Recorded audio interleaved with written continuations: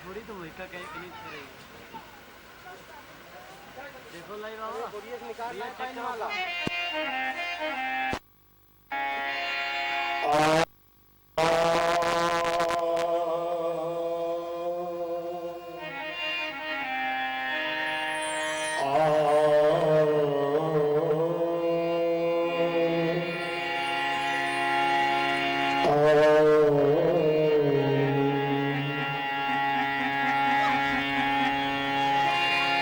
गदावं भूतिगादिसेवितं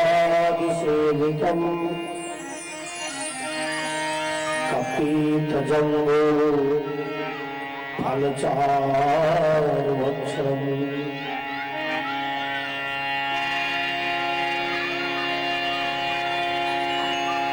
उमासुतं शोकविनाशकारिकम्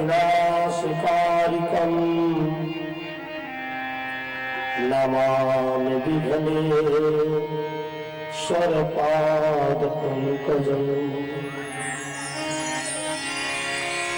गुरुर्ब्रह्मा गुरुर्विष्णु गुरुर्देवो महेश्वरः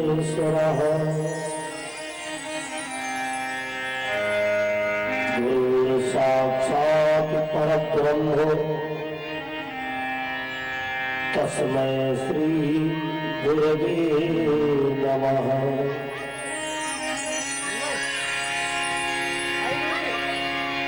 या देवी सर्वभूतेषु लक्ष्मी रूपेण संस्थिता नमः तस्यै नमः तस्यै नमः तस्यै नमो नमः।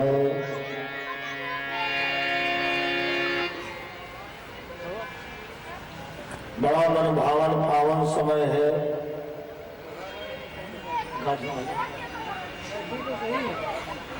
आज कथा का सप्तम दिवस है। हवन यज्ञ हो चुका है। परीक्षित जी के मोक्ष की कथा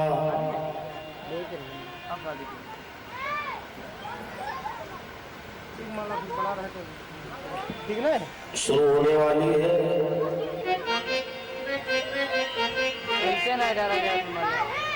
ऐसे नहीं सर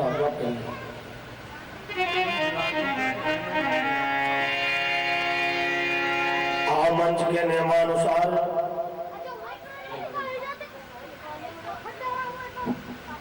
इधर देखो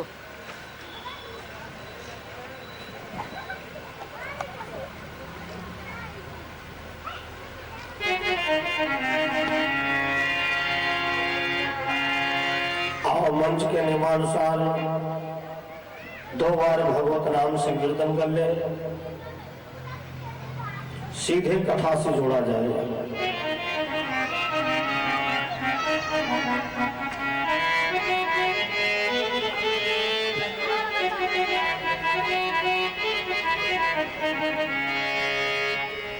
अब सौंप दिया इस जीवन का सभी भार तुम्हारे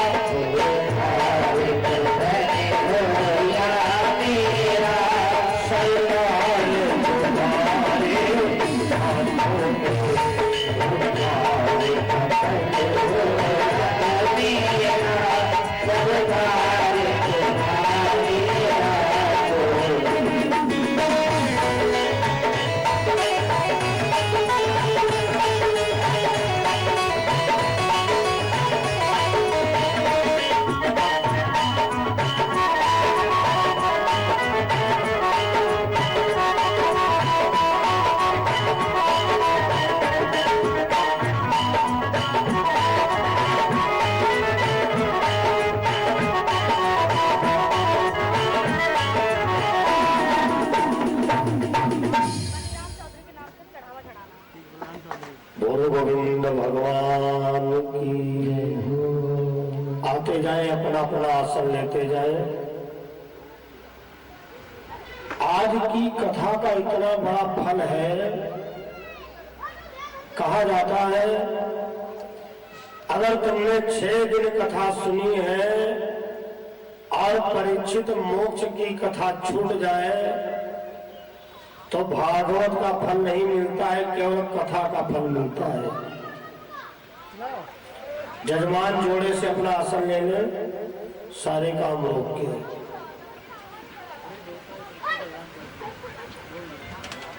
₹201 बलराम चौधरी लखीमपुर, यही लखीमपुर से डाल हुए हैं। भगवान कल्याण करे। परीक्षित मोक्ष की कथा जो लोग 6 दिन आए हैं, अगर परीक्षित मोक्ष की कथा छूट जाए तो केवल कथा का फल मिलता है।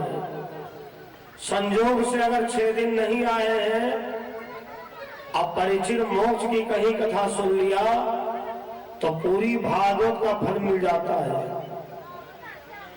जरा बेटा इन बच्चों को शांत कर लीजिए, शांत कर लीजिए, इनको व्यवस्थित कर दीजिए। आ जाइए, बैठ जाइए, बैठ जाइए, बैठ जाइए, बैठ जाइए।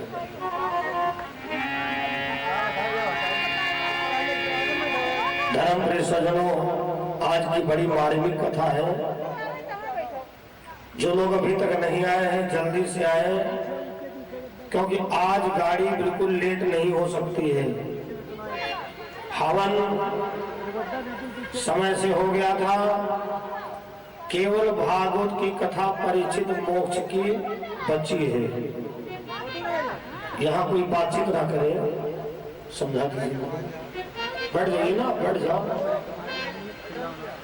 बैठ जाइए आप। ठीक है, बैठ जाओ, बैठ जाओ।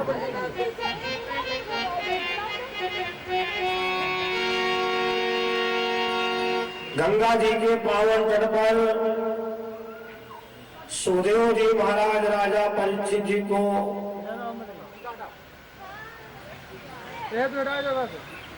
यही कथा सुना रहे हैं।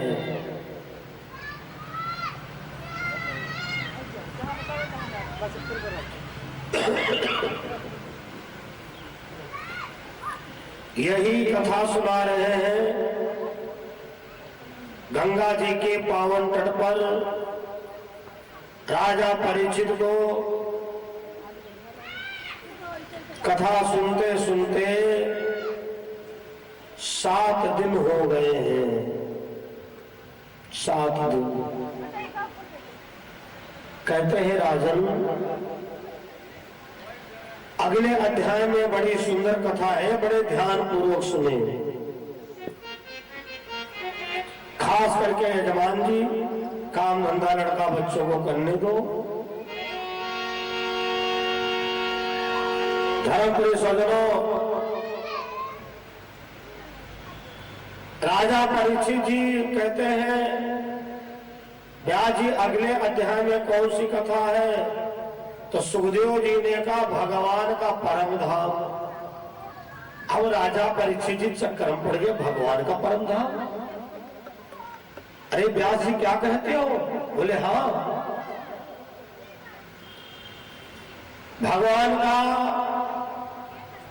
यदुवंश बहुत बड़ा परिवार हो चुका है। 56 करोड़ का। थोड़ा बच्चों को शांत कर दीजिए। यही है तुम्हारे पास में, यही बोल रहा है। आसान बढ़ाओ उसको। एक बार हम सब उठा लो, इधर चले सबको दिखा लो, एक बार हम ग्राफिक्स लगा दिए। धर्म प्रिय सज्जनों, भगवान कृष्ण का 56 करोड़ का यदुवंश, तुम कथा सुनो, कहाँ दिमाग लगा रही।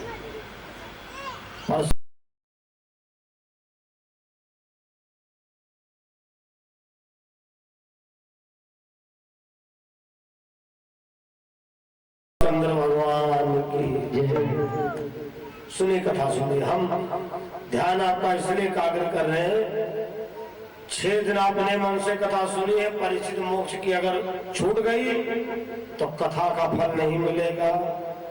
जितने भी घर में सदस्य सबको बता दो जाकर के, सब काम हो जाएंगे कल, लेकिन कथा कल नहीं मिलेगी। बंधु कहते हैं भगवान का परम धाम, भगवान पीपल के पेड़ के नीचे बैठे हुए हैं, यही सोच रहे हैं, अरे हमारा बहुत बड़ा परिवार हो चुका है, 56 करोड़, द्वापर का अंत होने वाला है, कलयुग का आगमन होने वाला है। तब तक नारद जी आ गए बीड़ा बजाते हुए, नारायण नारायण करते हुए। हे द्वारिकाधीश महाराज, हमको लगता है मृत्यु लोक आपको कुछ ज्यादा ही अच्छा लग गया है। भगवान बोले बात मृत्यु लोक की नहीं है, हमको एक चिंता हो रही है। कहा क्या? साड़ी का टूटा तार तार भारी रह गई किनारी।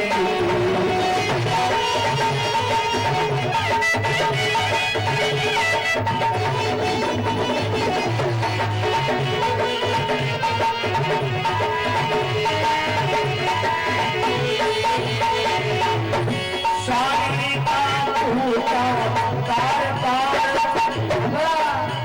भारी रह गई किनारी की। हो गया सभी का अनुष्ठान, रह गया साथ गंधारी।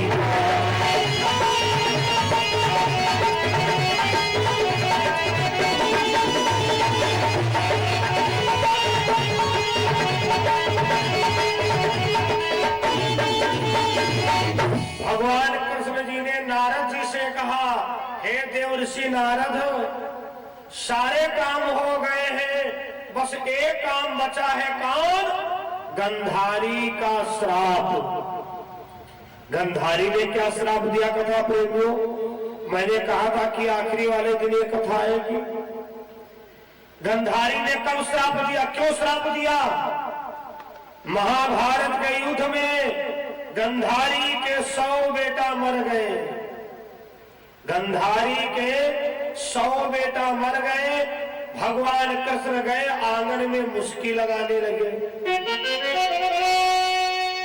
जिसके घर इतनी बड़ी घटना घटी हो और तुम आंगन में जाके मुस्की लगाओ, कहां बर्दाश्त होगा? वैसे हंसना सेहत के लिए अच्छा होता है, लेकिन समय समय पर यह भी जानना जरूरी है कि इस समय हंसने वाला समय है कि नहीं है। माता गंधारी की नजर पड़ी, कन्हैया तुम हंस रहे हो, हमारे 100 बेटा मरे पड़े हैं, ये तो माँ के दिल से पूछो। मैं तुमको श्राप देती हूँ, मेरे 100 बेटा मरे हैं, अब तुम्हारा 56 करोड़ का यदुवंश एक ही दिन में मरे। तो भगवान फिर हंसे। गंधारी ने कहा बहुत बेशर्म हो तुम। अरे कन्हैया ने कहा, अरे तुमने बड़ा उपकार हमारे ऊपर किया, हम खुदे सोच रहे थे इतना बड़ा परिवार बढ़ता चला जा रहा है, भगवान कैसे इसका अंत होगा। गंधारी ने कहा छलिया एक बात बताओ, तुम हंस क्यों रहे थे? भगवान बोले हम इसलिए हंस रहे थे, हाय वारे वा कुमति, 5 गांव दुर्योधन नहीं बांटे दिया, अब पूरी राज छोड़े चला गया, खुद तो मरा ही, अपने 99 भैयाओं को भी मरवा डाला। गंधारी मैं इसलिए हंस रहा था कि जो तुलसी बाबा ने रामायण में लिखा है गलत नहीं लिखा है। अरे जहां सुमति तहां संपत्ति नाना, जहां कुमति तहां विपत्ति सिधाना।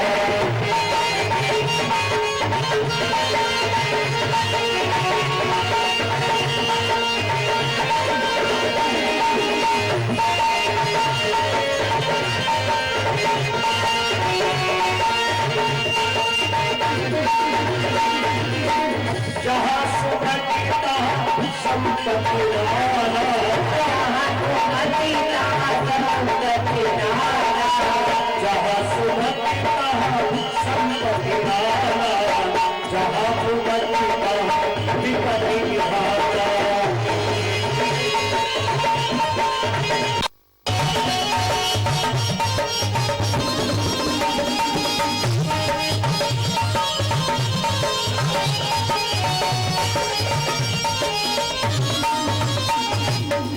गंधारी ने कहा कन्हैया मैंने जो श्राप दिया है भगवान ने कहा तथास्तु, हम तुमको वरदान दे रहे कि तुम्हारा श्राप पूरा हो जाए।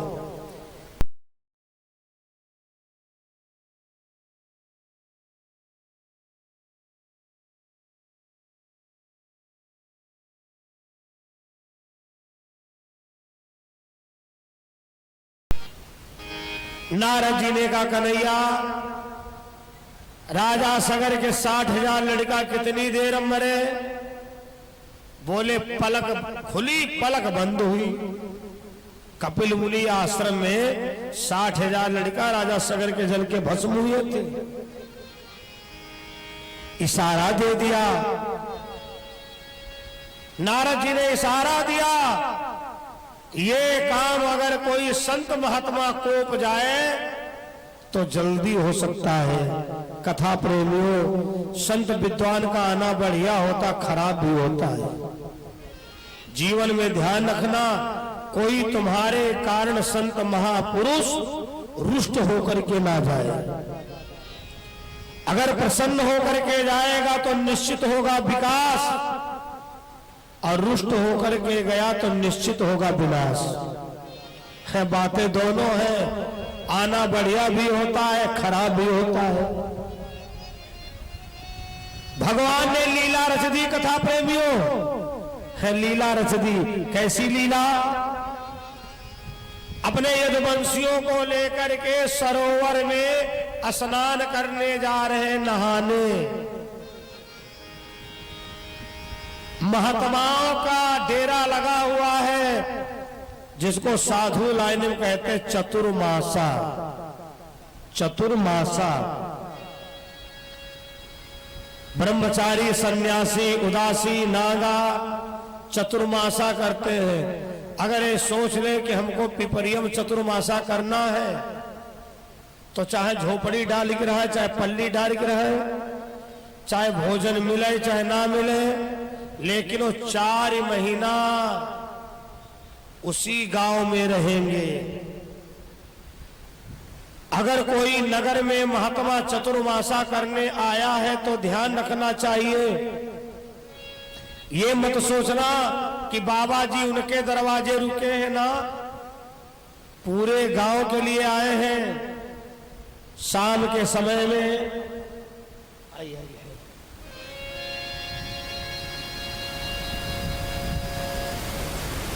हमारे रस्तोगी जी का सचिन भैया है ना, क्यों? हाँ, सचिन रस्तोगी जी का आगमन हुआ है, साधुवाद है। हमारे पाले ने इच्छा व्यक्त किया था कि भंडारे वाले दिन अवश्य आइएगा, और भैया जी का आगमन हुआ है। देखो ये सब परमात्मा की लीला है।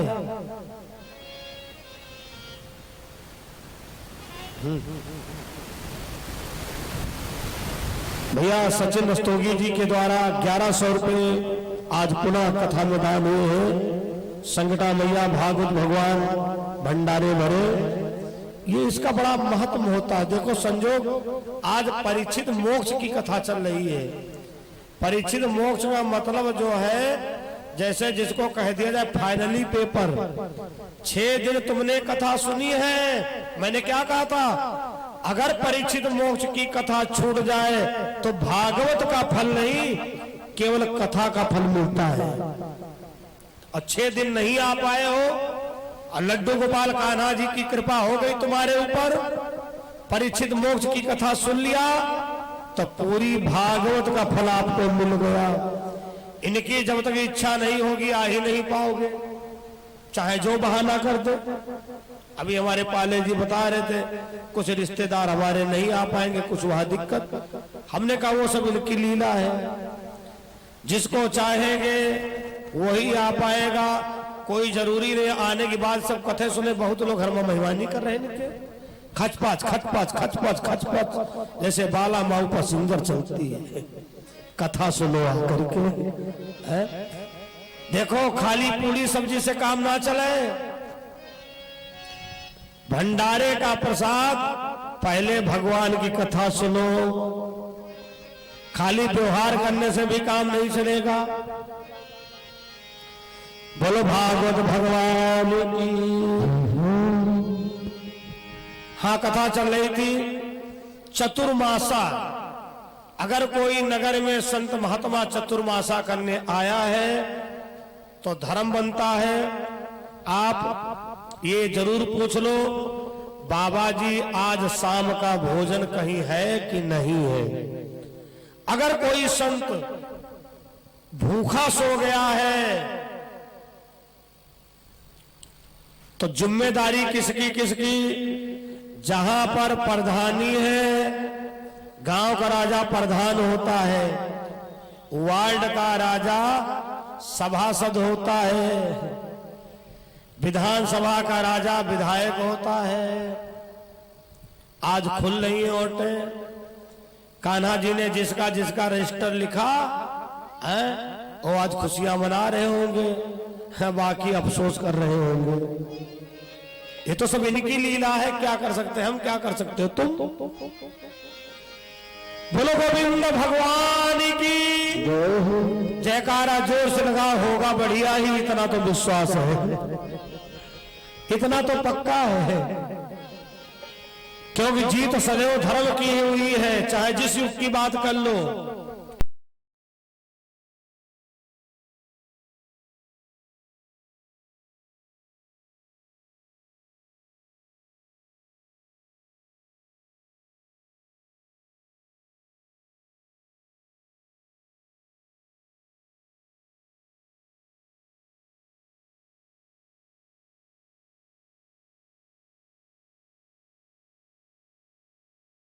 मौके कथा चल रही है, चतुर्मास की बात चल रही थी। गांव का राजा प्रधान होता है, वार्ड का राजा सभासद होता है। प्रधान जी बंधु, जिसके राज में धर्म शून्य होने लगता है वो राजा अधिक समय तक राज नहीं कर पाता है, ऐसा शास्त्रों का मत है। तो द्वारिका में, कथा में ही मन रखना, द्वारिका में साधु महात्मा लोग चतुर्मासा कर रहे थे। दुर्वासा, चवन, पाराशर, जमदग्नि इत्यादि। यदुवंशियों ने कहा द्वारिकाधीश से, प्रभु ये बाबा लोग 4 महीना एक जगह बैठे बैठे खाने का तरीका बना रखे हो। एक ने कहा, अरे महाराज इमा आधे ज्यादा नकली वाले हैं। जिसके मन में जो आया वो कहना शुरू कर दिया। अब भगवान के माथे से पसीना छूट जाओ। हाय, इनकी सबकी बुद्धि को क्या हो गया है। जही का विधि दारुण दुख देई, वही कीमत पहले ही हरि। जब ऐसा समय आना होता है तो वैसी उसकी बुद्धि हो जाती है विनाशकालीन विपरीत बुद्धि। विनाश होने के जब दिन होते हैं तो लक्षण, जैसे बुखार आने के पहले लक्षण आने लगते हैं, सर दर्द होने लगता है, भूख नहीं लगती है। क्या लक्षण होते हैं? सबसे पहले आप बड़े बूढ़े की बात पसंद नहीं करोगे, और जिस दिन ये लक्षण आ जाए समझ लो तुम पतन के मार्ग पर चल रही हो। बड़े बूढ़े की बात ना अच्छी लगे, माँ बाप की बात ना अच्छी लगे, वेद शास्त्रों की बात ना अच्छी लगे, मंदिर देवालय जाने का मन ना करे, समझ लो तुम विनाश की ओर पहुंच रहे हो। एक यदुवंशी ने कहा, द्वारिकाधीश महाराज ये बाबा 4 महीना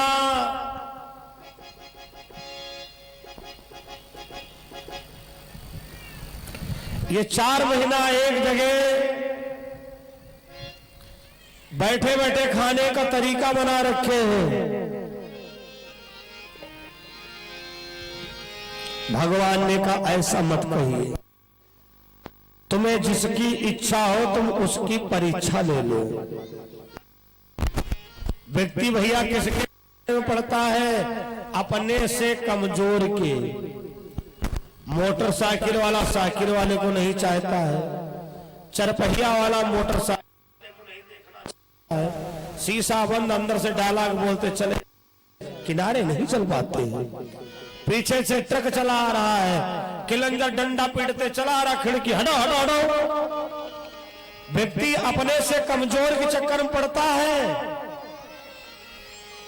इस समाज में रॉयल्टी, क्वालिटी और पर्सनालिटी, इतनी चीजों की आवश्यकता रहती है।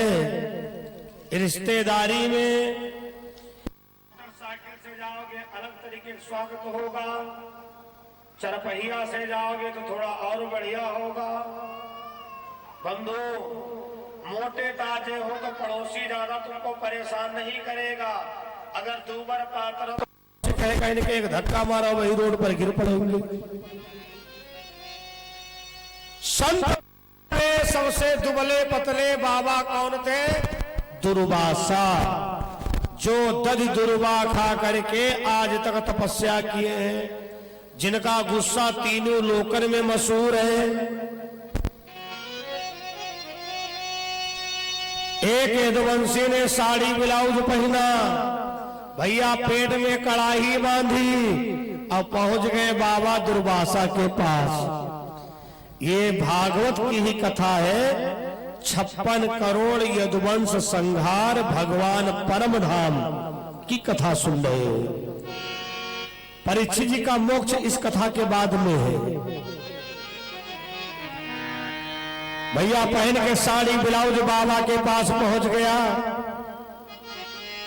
और बोला, महाराज हमारे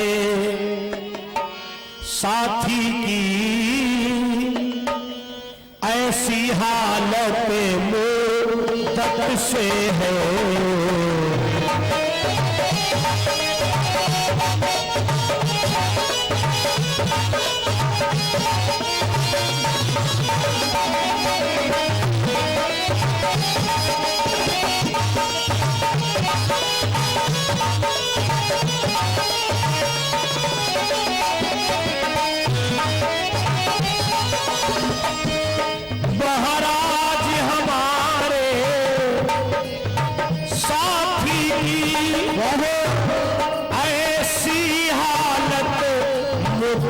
से है, इसके पेट में बता दो तो लड़का है अथवा लड़की है, इसके पेट में।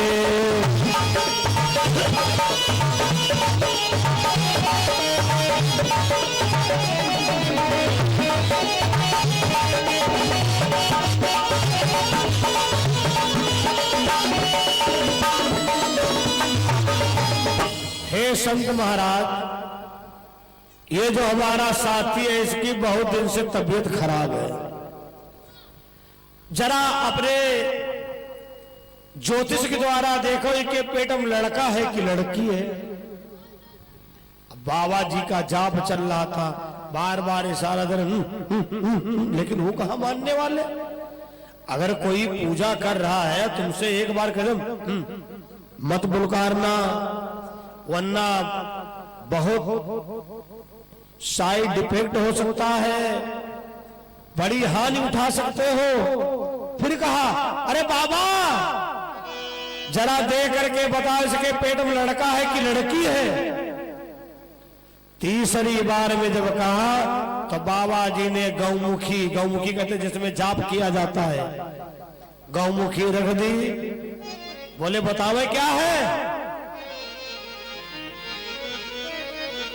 मुनिवर बोले लड़का लड़की, दोस्तों मुनिवर बोले लड़का लड़की, दोनों का नहीं सितारा है।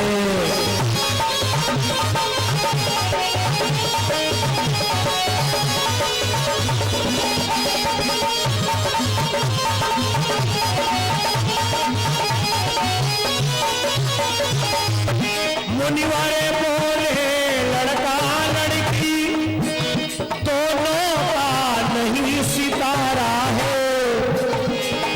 क्या है? हाँ मेरा ब्रह्म कह रहा है, जो होगा काल तुम्हारा है।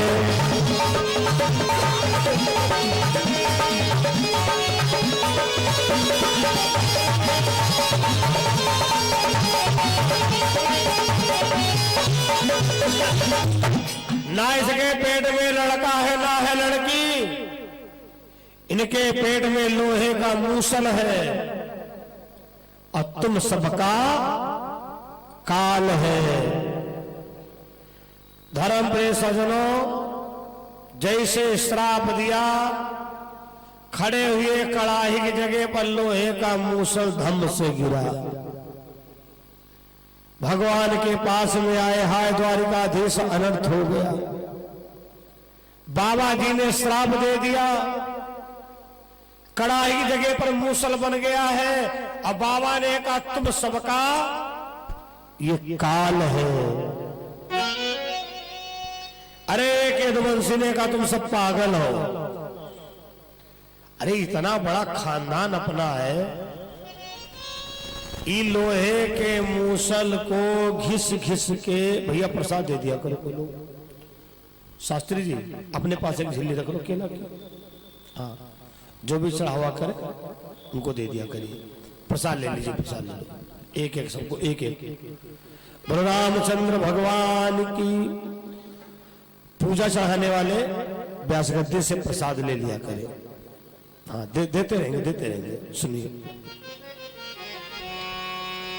बैठ जाओ बैठ जाओ बैठ जाओ। धर्म प्रिय सज्जनों, भैया लोहे के मूसल को घिसना शुरू किया। चिंता ना करें, हम उस समय से छोड़ देंगे क्योंकि भाई भंडारा भी शुरू होना है।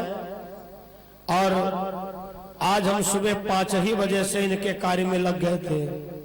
हमने पाले जी से कहा था बिल्कुल चिंता मत करना, हम तुमको कोई दिक्कत नहीं होने देंगे। लड्डू गोपाल की कृपा से निर्विघ्न कार्यक्रम संपन्नता की ओर पहुंच गया है। अब भंडारा भी लगभग समझ लो तैयार है। बोलो भागवत भगवान की जय हो। धर्म प्रिय सज्जनों, ठीक है आ जाओ बेटा, आ जाओ, ठीक है। बोलो रामचंद्र भगवान की जय हो। भैया मूसल घिसना शुरू किया, घिस घिस करके बुरादा बना दिया। बुरादा लोहे का, वो एलका नाम का घास बन करके उत्पन्न हुआ। कहीं कहीं उस घास को तिधारा भी कहते हैं। एक कील बची, कील को फेंक दिया, कील को मछली लील गई, मछली को मछुआरा पाया। देखो एक संत का श्राप, मछुआरे ने मछली का पेट चीरा तो कील निकली, कील उसने लोहार को दे दिया। हम आप सोने के टुकड़ा को बेच आएंगे, लेकिन जो इसका कारीगर होगा वो किसी हार की डिजाइन बना देगा।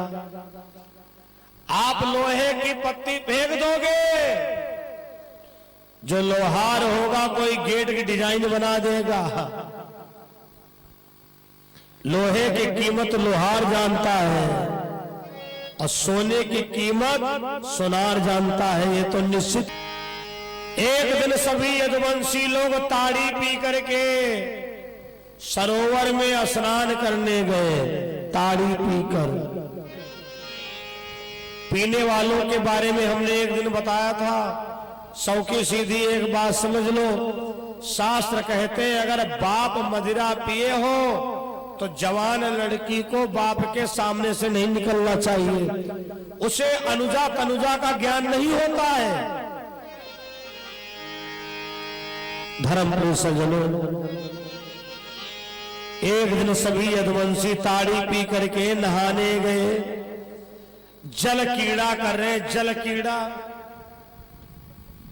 भैया, जल कीड़ा कर रहे थे। वो उनके ऊपर पानी फेंके हुए, उनके ऊपर पानी फेंके। उनके हाथ में आ गई बालू।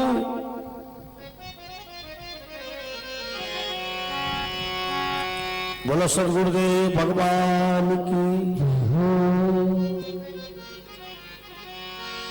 भागवत भगवान की पूजा सभी लोग चढ़ा रहे हैं। भैया शास्त्री जी इनकी सबकी हेल्प करते रहिए, बताते रहिए।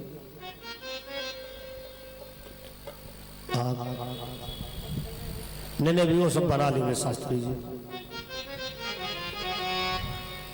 बोलो सच्चिदानंद भगवान की। धर्म प्रिय सज्जनों,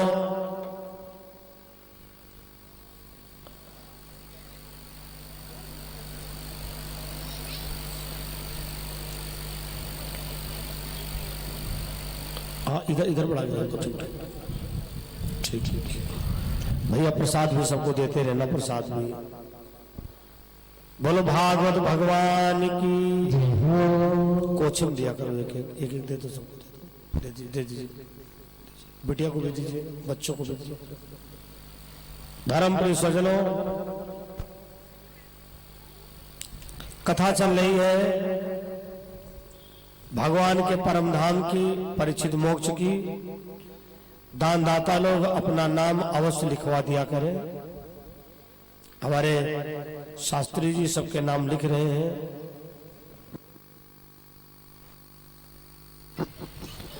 धर्म प्रिय सज्जनों, एक यदुवंशी के हाथ में, वो नहीं कहा हमने बेटा, बस। धर्म प्रिय सज्जनों,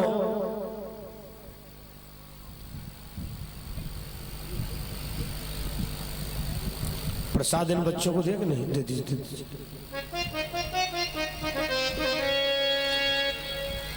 जल कीड़ा करने लगे तो उनके हाथ में बालू आ गई। बस 1 घंटे की कथा बची है, क्योंकि इस समय से भंडारा भी शुरू होना है। और भैया यही चला दो, वहां वो ना कुछ सिस्टम गड़बड़ हो जाएगा। ये इधर गोपाल है, चलो कोई बात नहीं, आगे दिक्कत हो रही ना। बोलो सच्चिदानंद भगवान की। प्रसाद इनको दीजिए, दे दो। ये वापस कहां ले जाता? बोलो रामचंद्र भगवान की जय। कथा सुनिए।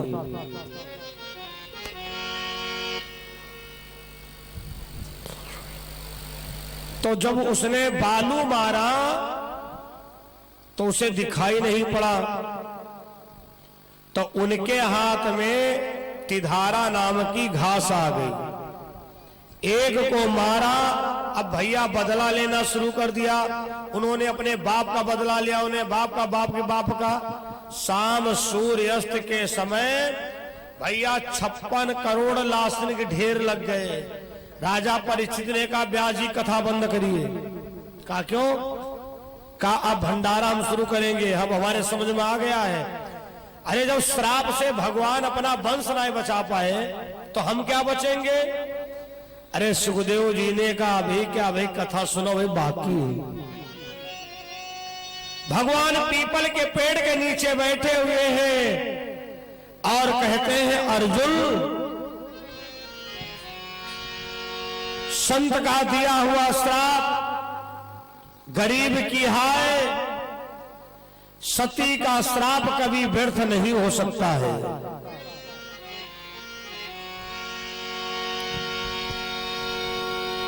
अर्जुन अब हमारा समय पूरा हो चुका है। उसी समय पर एक बहेलिया शिकार खेलने आया है। भगवान के पैर की पदम चमक रही है। अब वो समझा कि हिरण की आंख है, उसने चला दिया बाण। अब भगवान के पैर के तलवे में आकर के लग गया। भैया इस बाण में कौन भाली है जानते हो? वही कीला जो मूसल के लोहे की बची थी। जैसे बाण लगा तुरंत विमान आ गया। भगवान बोले अर्जुन अब हम ये लोग छोड़ करके जा रहे हैं। अब हम इस लोक को छोड़ करके जा रहे हैं। करने दीजिए, तुम लोग बहुत डिस्टर्ब करते हो। प्रसाद ले लो, तुम उधर प्रसाद दो। बोलो रामचंद्र भगवान की जय हो। सदगुरुदेव भगवान की जय हो।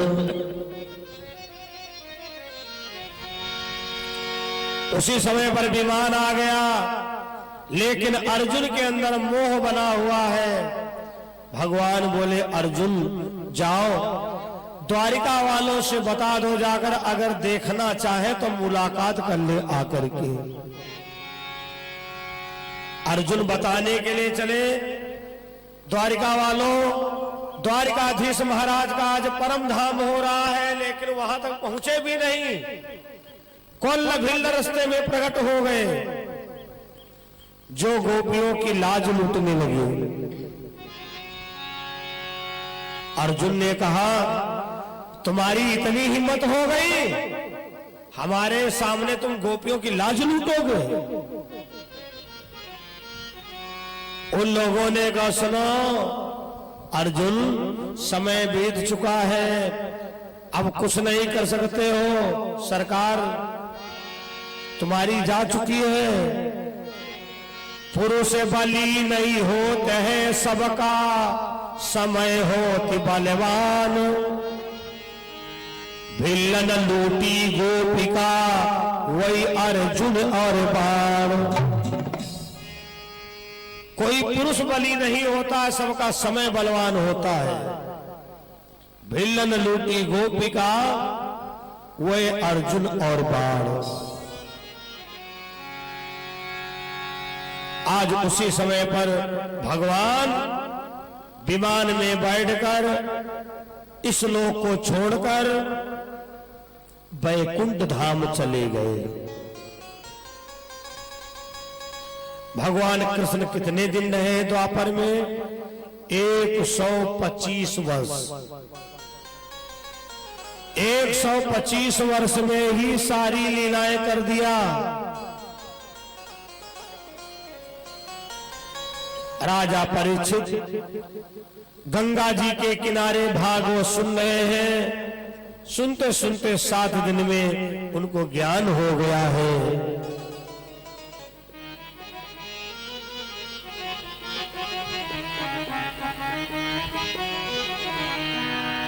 क्या भरोसा है इस जिंदगी का, साथ देती नहीं है किसी का।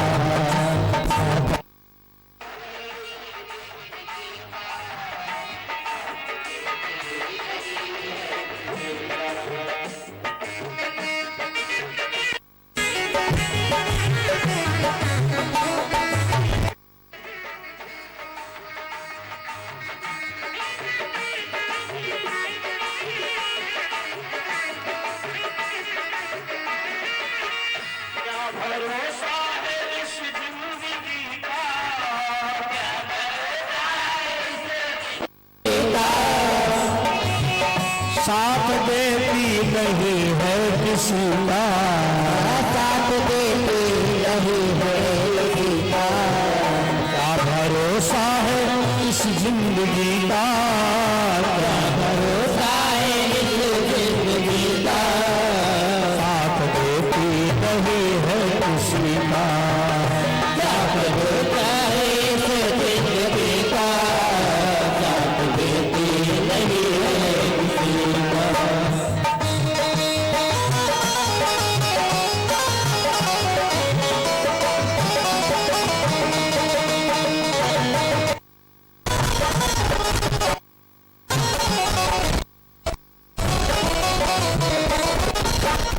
सांस रुक जाएगी चलते चलते, सांस रुक जाएगी चलते चलते। क्षमा बुझ जाएगी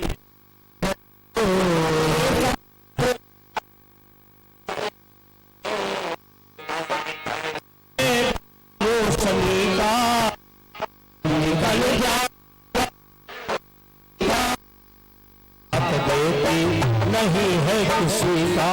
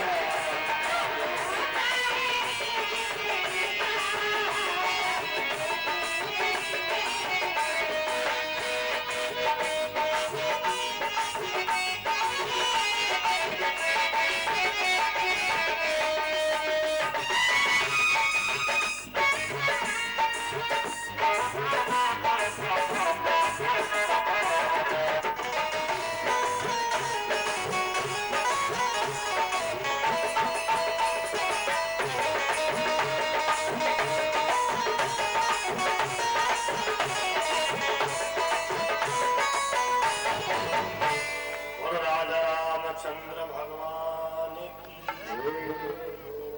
राजा परीक्षित जी को ज्ञान हो गया 7 दिन में कि दुनिया में कोई अमर नहीं है, एक दिन मरना सबको निश्चित है। लेकिन वही बात, हिल्ले रोजी बहाने मौत। राजा परीक्षित इंतजार कर रहे हैं, आए और हमको सांप काटे, जिससे एक संत का श्राप पूरा हो। राजा परीक्षित इंतजार कर रहे हैं और कथा प्रेमियों, वो सांप जिंदा हो गया। कौन सांप? जो लोग पहले दिन की कथा में नहीं थे वो लोग ध्यान दें। राजा परीक्षित जी से गलती हो गई थी। ये शिकार खेलने निकले थे, कलयुग ने इनसे वरदान मांगा तो एक इन्होंने वरदान सोने का दिया, तो कलयुग जो है राजा परीक्षित के सर पर ही सवार हो गया, तो इनकी बुद्धि खराब हो गई। आगे लोमस ऋषि महाराज का आश्रम था। इन्होंने क्या किया कि देखा बाबा जी ने आंख बंद कर ली है, ये अपना अपमान समझे। यद्यपि वो बाबा जी ध्यान कर रहे थे, इन्होंने क्या किया, मरा हुआ सांप और बाबा जी के गले में डाल दिया। लेकिन बाबा जी से फिर भी कोई मतलब नहीं। उनके शिष्य ने देखा हमारे गुरु जी के गले में मरा हुआ सांप डाला। रामायण में जानते क्या लिखा है?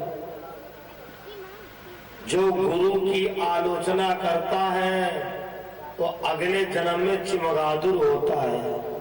रामायण में लिखा है जो अपने गुरु की बुराई करता नहीं सुनता है तो अगले जन्म में चिमगादुर होता। चिमगादुर रामायण में लिखा है बंधु। हरिहर निंदा सुनई जकाना। विषय बदल जाएगा। कथा पूरी करना है। धर्म प्रिय सज्जनों,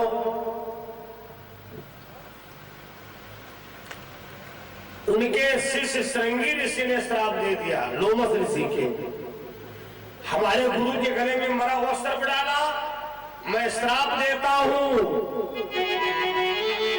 बस सावधान, बस सावधान, एक तक्षक जिंदा हो जाओ।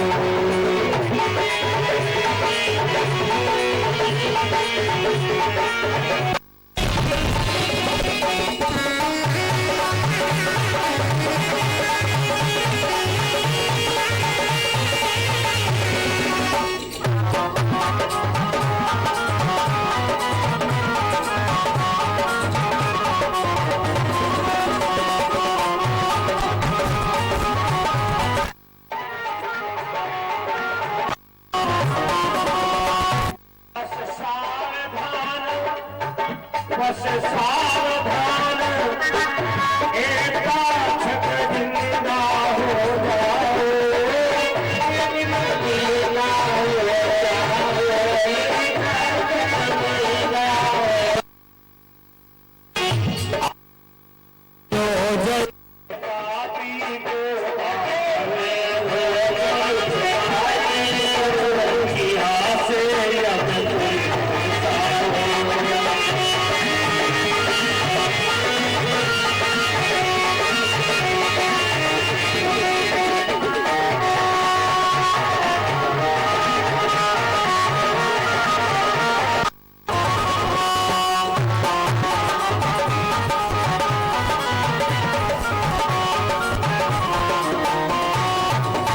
श्राप दे दिया ये नागराज, आज के 8वें जिंदा हो जाना। ध्यान रखना क्योंकि ये नहीं है। परीक्षित जी का मोक्ष होने वाला है और भंडारा बिल्कुल तैयार है। धर्म प्रिय सज्जनों, ले लो बेटा, संभालो संभालो। धर्म प्रिय सज्जनों, अगले अध्याय में वर्णन आया है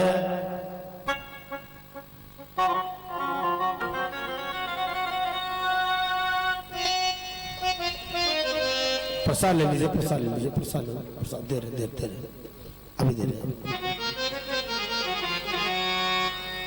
धर्म प्रिय सज्जनों,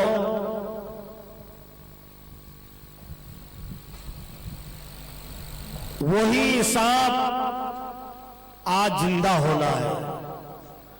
जब राजा परीक्षित को पता चला, उठा के इधर रख दीजिए, फल रख दो उसमें, बस इधर रख दो, काम कर दो, दे दो। वही सर्व भैया जिंदा हो गया। कथा प्रेमियों, राजा परीक्षित जी 7 दिन की भागवत सुन रहे हैं सुखदेव जी के द्वारा। इसका नाम क्या है? भागवत। भा माने भवसागर, गा माने गया सो आया, वा माने बंसी बटनागर की, और ता माने जो सुनता है उसका तारण तरण हो जाता है। बाकी नहीं कहूंगा, ऑनलाइन कार्यक्रम चल रहा है। भागवत को अगर मनोमंजन दृष्टि से किया जाए तो आज भी 100 में 100% लाभ मिलेगा, लेकिन मनोरंजन की दृष्टि से नहीं। ये तो ऐसा ग्रंथ है, ज्ञान भी मिलता है और भगवान भी मिलता है। कलयुग में जब लड्डू गोपाल कान्हा जी का परम धाम होने लगा, भक्तों ने कहा प्रभु हम तुमको कैसे साक्षात पाएंगे? बोले वेदों में पाओगे, ग्रंथों में पाओगे, पुराणों में पाओगे।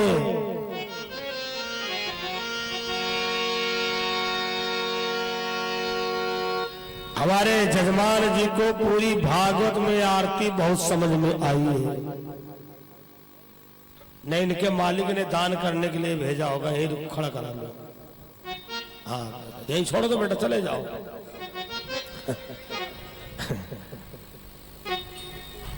दे दे तो ना ही नहीं करी। गांधी जी ने कहा था मिट्टी मिले वो भी मत छोड़ना, उससे हाथ धो लिया करना।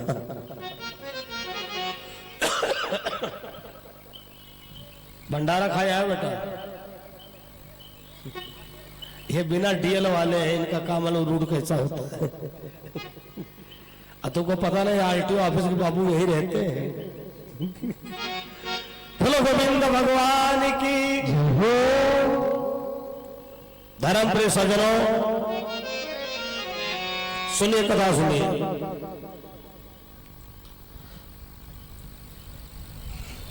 राजा परीक्षित जी इंतजार कर रहे हैं हमको वही सांप आकर के काटे।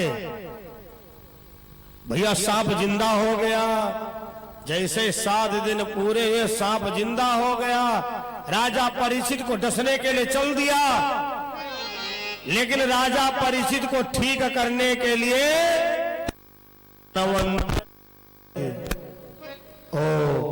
तब अल्ट्रासाउंड मशीनें नहीं थी, कोई पैथोलॉजी थी ही नहीं। आजकल जब तक जांच ना करवा लो, बहुत कम ऐसे डॉक्टर हकीम हैं जो नाड़ी देख के दवाई दे दे। मैं तो जब ये कथा आती है तब हमको जरूर वाजपेयी जी की याद आती। नाम हम भूल गए, बड़े चौराहे पर थे। हाँ हाँ हाँ हाँ, अरे महाराज 90 में नाड़ी देखा, बता दिया, वही निकला। हमने कहा गजब है। धनवंतर वैद्य जानते हो कितने बड़े? अगर किसी को सांप काट लेता तो दवाई नहीं देते, खाली उसको देख लेते और जहर खत्म हो जाता। वैद्य जी की और सर्प की मुलाकात हो गई। वैद्य जी ने कहा नागराज कहां जा रहे हो? बोले राजा परीक्षित को डसने के लिए। धनवंतर वैद्य जी ने कहा वापस चले जाओ। हमारे होते हुए राजा परीक्षित अगर सांप काटने से मरे तो हमारी वैदगी बेकार। सर्प ने कहा बाबा जी तुम वैद्य तो हो, लेकिन हम हुक्मी सर्प हैं, मरने के बाद जिंदा हुए हैं, हम असल काले नाग हैं। आज के दिन परीक्षित को कोई नहीं बचा सकता है। धनवंतर वैद्य जी ने कहा तुम्हारे में कितना जहर है? सर्प ने कहा बाबा ना पूछो, आज के दिन एक बरगद का पेड़ खड़ा हुआ था। पेड़ ही नहीं चौतरफे का खगमंडल भी बेहाल हुआ।